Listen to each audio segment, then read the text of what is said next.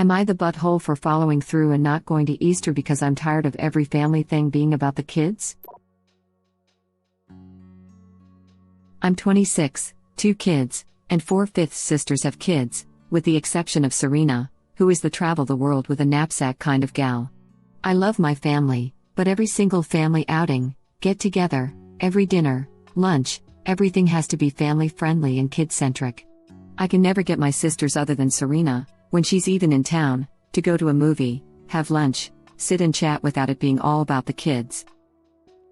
Even if the kids are having kid playtime with each other and the adults are sitting around drinking coffee, the conversations are about the kids are called over to talk to us, etc. etc. Pre-COVID, I asked my sister Julie to come with me to get our nails done and just have us time. She changed her mind last minute and said she was bringing her daughter as a bonding activity. We do nothing but bonding activities. And the same thing has happened time and again. Shopping? The kids need to come. Taking a hike? All on board.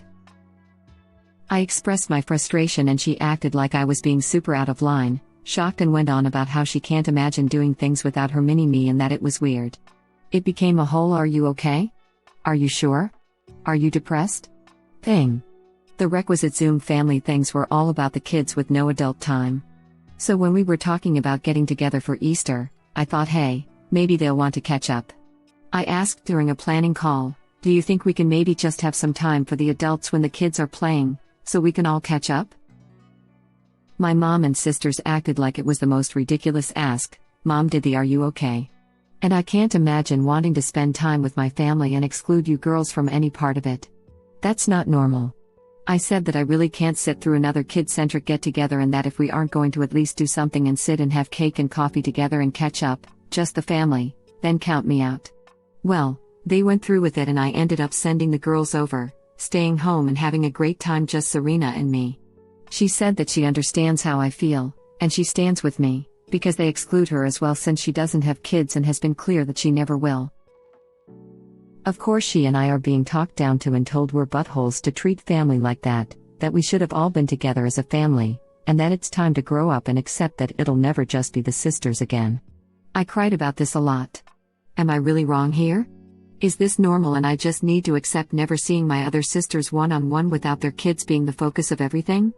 Guys, just a couple of points because it keeps coming up. I didn't ask for a kid-free Easter. At all. I asked for some time for the adults to drink coffee and catch up with each other while the kids were playing. And I have friends.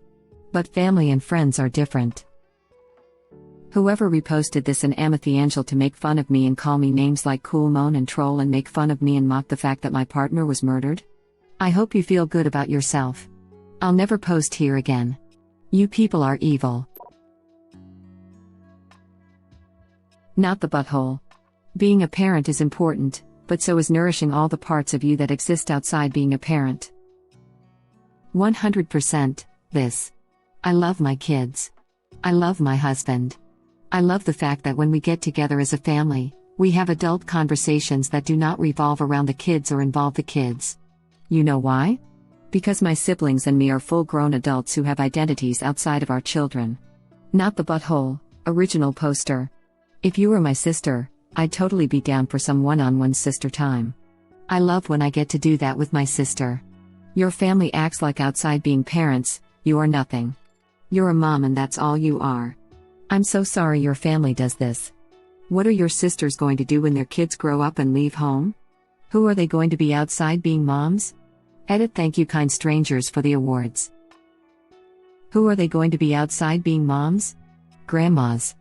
I think this is where the high pressure "when are you going to start a family" pitch comes from.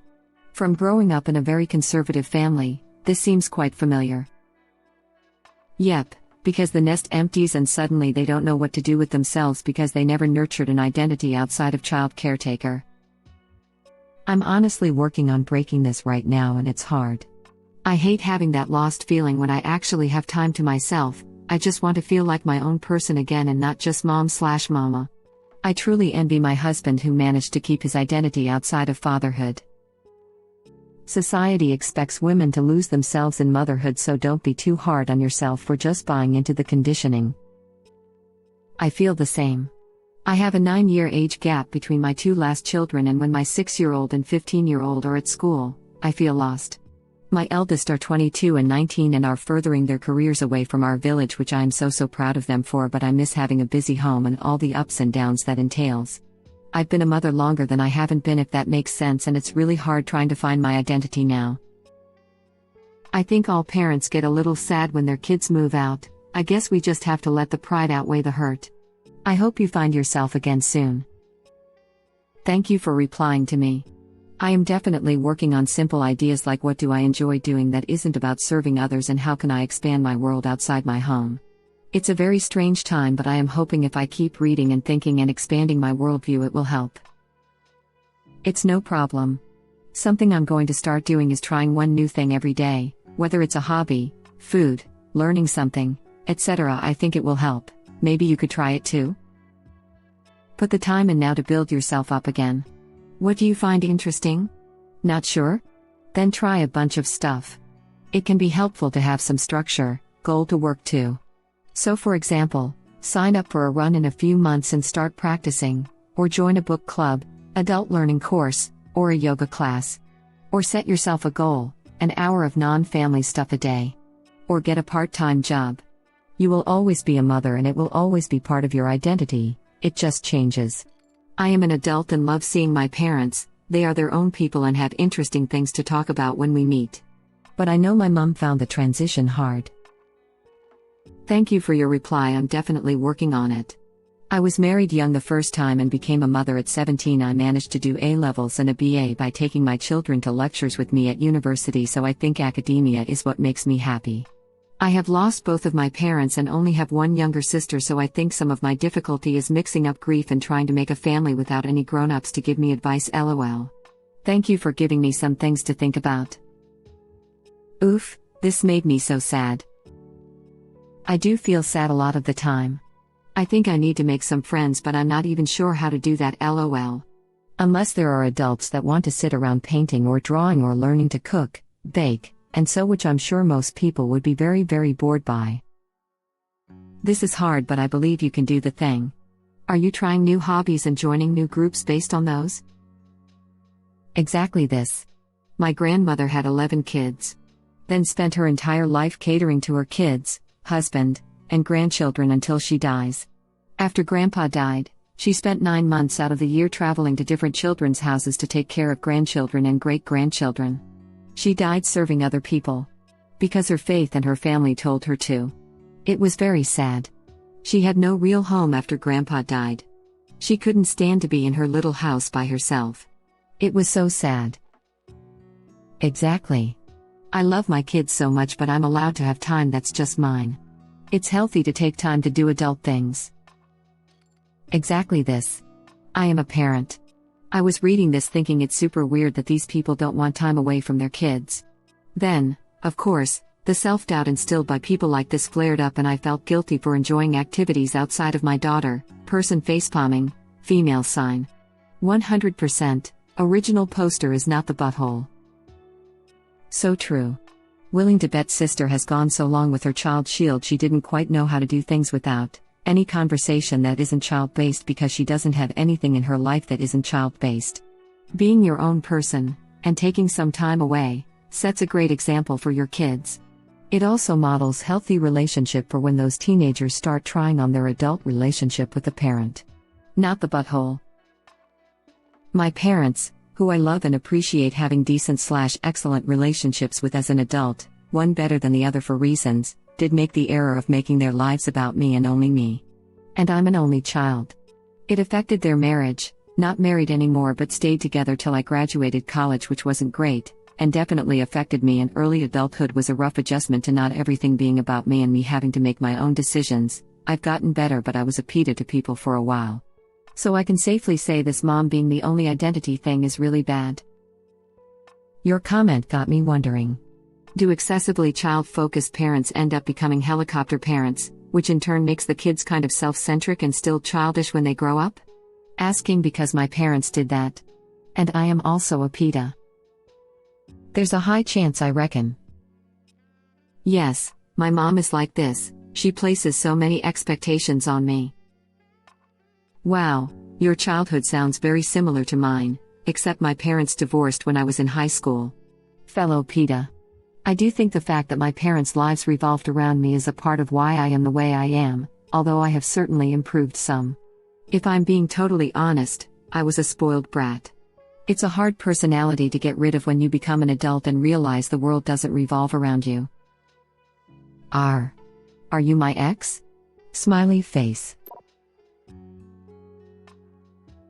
Not the butthole. Next time they ask if everything is okay, no. Everything is not okay. It hasn't been okay, and when I reach out, you guys imply I'm horrible for wanting adult time. I'm mommed out. I need a break.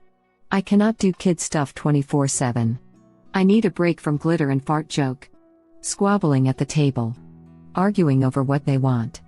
And for the love of God, I haven't taken an uninterrupted crap or shower in months. I'm not okay.